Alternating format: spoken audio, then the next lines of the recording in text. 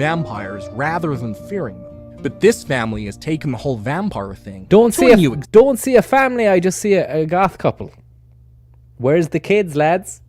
Extent. Leah and Aro can call themselves vampires because they drink each other's blood once a week.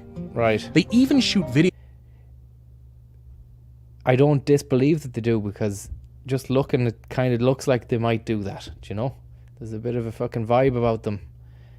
And they're eating a single steak tartare that hasn't been cooked in a fucking pan or a microwave or an oven.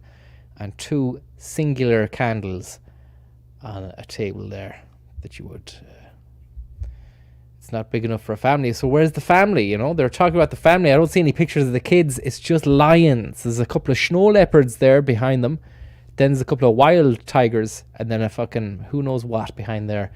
Behind my head, there's a little collection. There's a bottle of something there down the bottom left. Look, if we just look down here, an empty bottle of rubbish and a green canister of something or other. But no kids.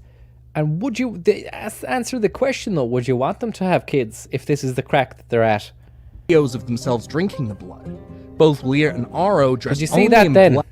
Look at the look that she gives the shoot camera. Videos of themselves drinking the blood. It's a bit weird. Look at her face here. Look.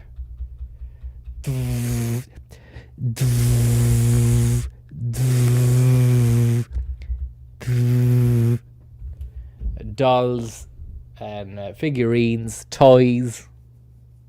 There's a case of kind of like wanting to not be grown up, maybe, is that it? And then just putting black makeup on. Both Leah and Aro dress only in black to further their vampire appearance. The couple says that drinking each other's blood is very intimate, and is more intimate than sex. Both Leah and Aro were goth, and it was Aro that turned Leah into a vampire.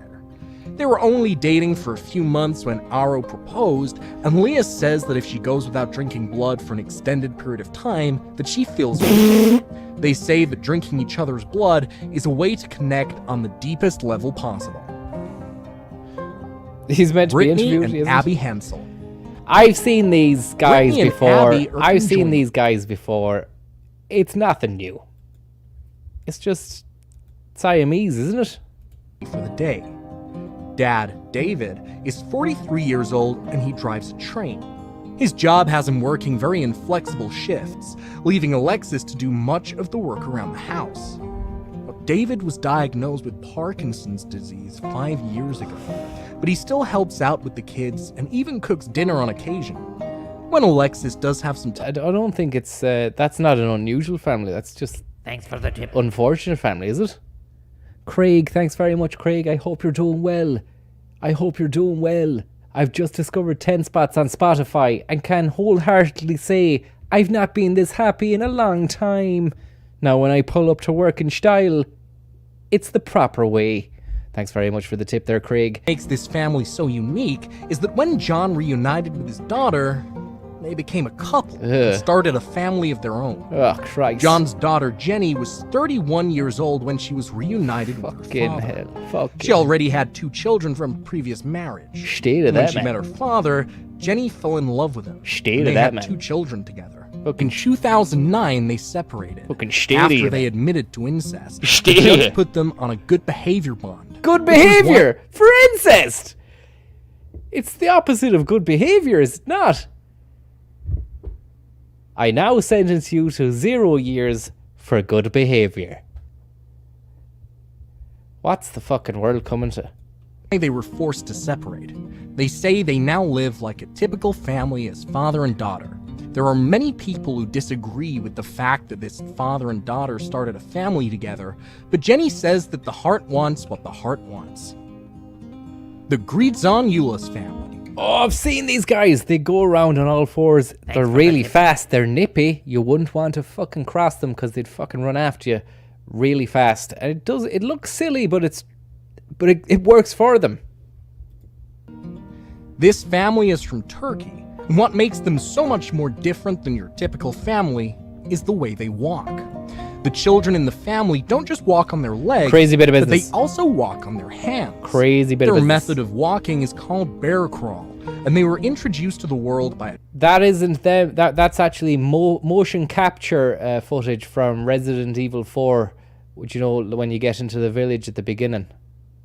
And this was the mocap. They used this for the just as you get to the bonfire bit.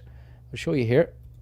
Their method of walking is called bear crawl, and they were introduced to the world by a Turkish biologist.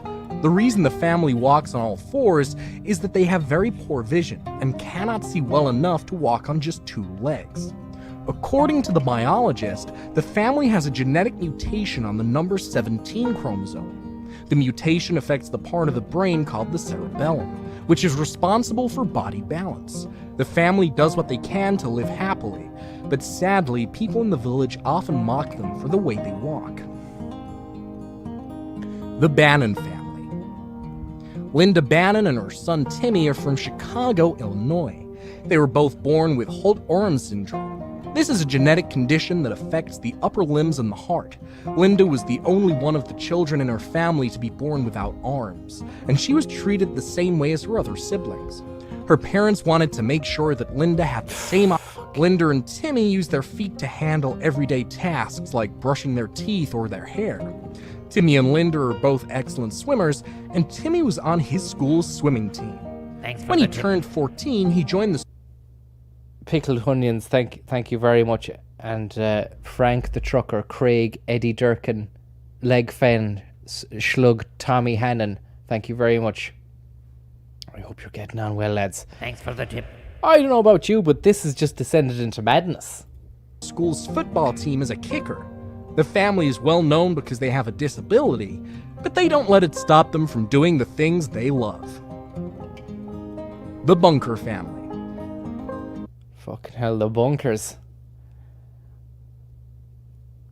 Chang and Ang Bunker are Chang and Ang Bunker. conjoined twins, also known as the Siamese twins. The twins were born in Thailand, and in 1829 they moved to the United States. When they arrived in the US, they became very well known after they started working in freak shows. People didn't mock the brothers, and they were very interested in them. The twins ended up leaving the freak show after being tortured regularly by their manager. Ugh. In 1839, they were well off financially, and they both got married. Their families lived in separate houses, and they would stay at one home for a week, and then the next for a week. Chang passed away from a cerebral blood clot, and Ang survived for just a few hours after his brother's passing. The doctor said that Ang's cause of death was unknown. Jesus Christ. Well, I don't know how we're going to top that, to be honest. It was a real eclectic mix of families, billed as the most unusual families in the world. Thank you very much for the tip there, Arsh McCarrick. But I don't think it delivered, really, to be honest, as a YouTube video. It set its stall out with a real mighty premise. That was, we were going to see a lot of unusual activity, but it more or less just descended into a kind of people with, you know, disabilities, and let's just like look at that scenario.